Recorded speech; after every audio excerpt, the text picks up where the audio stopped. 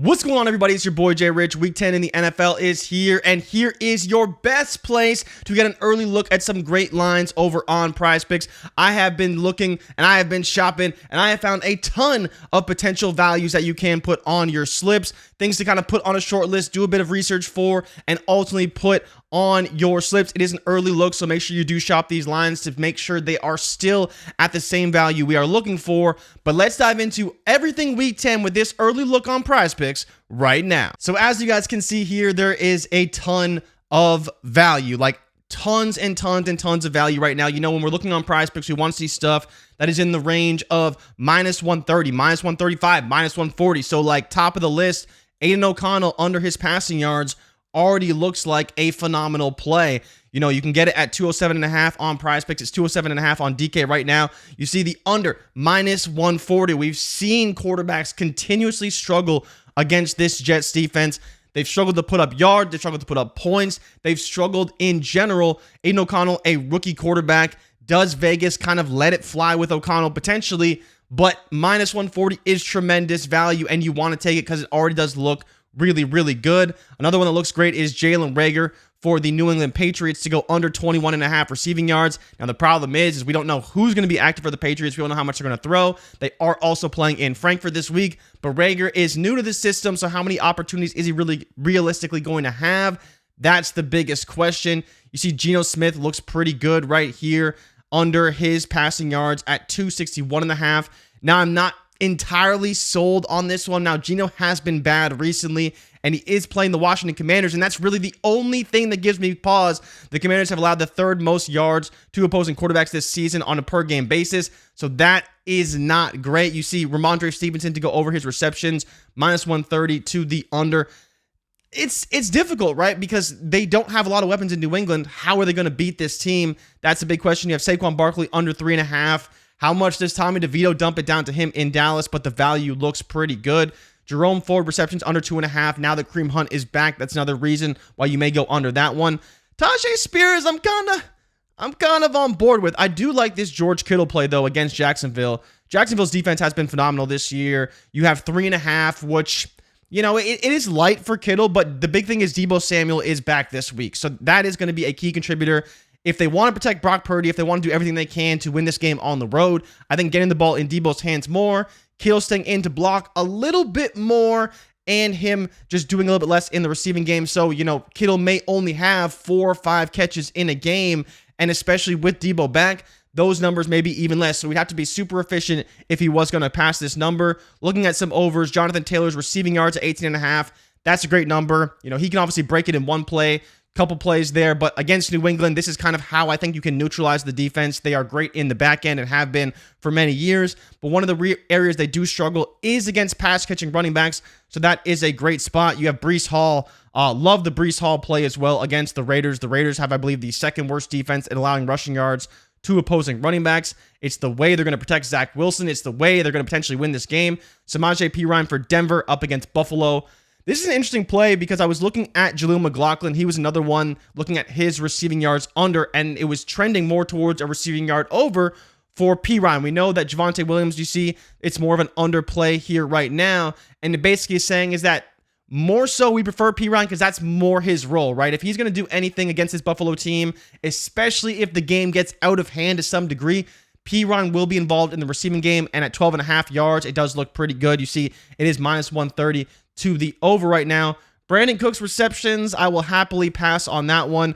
I love Christian Kirk against this San Francisco 49ers defense. The way you attack the Niners is through the slot. So if you wanted to make a play on Christian Kirk, the over receiving yards at 53.5 does look good. Minus 130 to the over right now. I think that one is another one you could definitely put in some slips. You're looking at Sam Laporta as kind of the next play that looks solid at minus 130 to the over. Really like Laporta. 4.5 receptions is a good number. I think the big thing here is I am expecting a lot of points, a lot of back and forth between Detroit and the Chargers. I think this game is in SoFi as well, so Detroit playing on the road. Obviously love Laporta. He's been phenomenal all year long. One of the more impressive tight ends. You see even his receiving yards number, 50.5, juice to the over. I think I would probably lean the receptions a little bit. Christian McCaffrey's rush yards against Jacksonville is interesting, minus 125 to the over. So it's not a great line. The thing is, Jacksonville's defense is a lot better than I think people realize, and so I wouldn't necessarily go all in on that one. But I think, just looking at this board right now and kind of what we do have available, I can scroll down to things that are slightly less value. Drake London coming back is very interesting. Taysom Hill's rushing yards is always one. It's always one I'm intrigued by because it is a great spot. Bijan Robinson is one that people are going to be looking at this week. 55.5 obviously is nothing. Arizona just gets shredded every single week by running backs. Rachaad White's receptions is always one you do want to look for. He's been catching a ton of passes out of the backfield for Baker Mayfield and has been really, really good over the past few weeks. So that could be one that maybe throughout the week becomes a better play, but I do like Rachaad White over 3.5 receptions. We have Antonio Gibson over his receiving yards. That's a decent play. The problem for him is low volume. I think DeAndre Hopkins' receptions at 4.5 is a great spot. We know Will Levis is in for sure, whether it's for now, foreseeable future.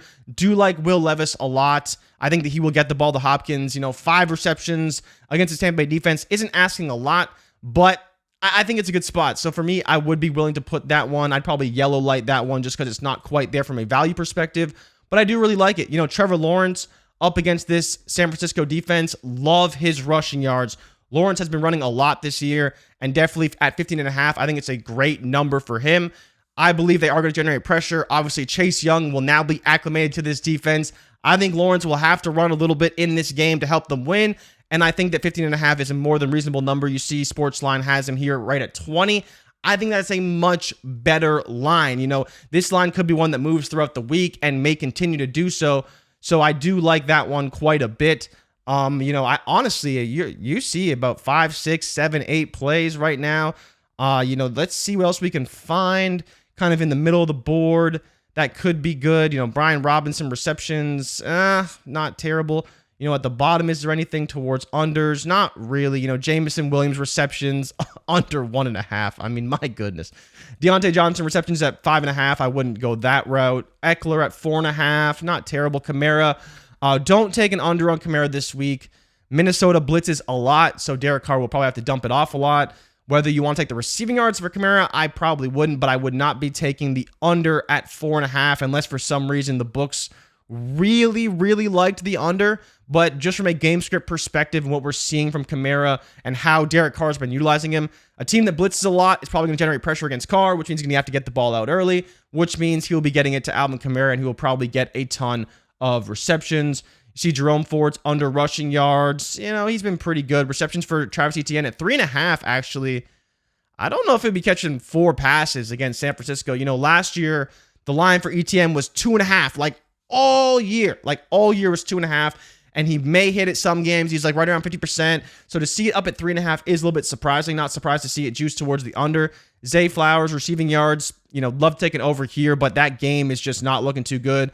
I was looking at Lamar Jackson's under passing yards. That was another one. It's at 203, 204 right now here. I'll show you guys because I have it sorted by non-line discrepancies. So I'll show you some of the discrepancies right now that we do have, and one of the big ones was Lamar Jackson's passing yards. Here we go. All right. So, yeah, Garrett Wilson was one I was looking at. He's 2 yards difference right now towards an over. Noah Brown was another one.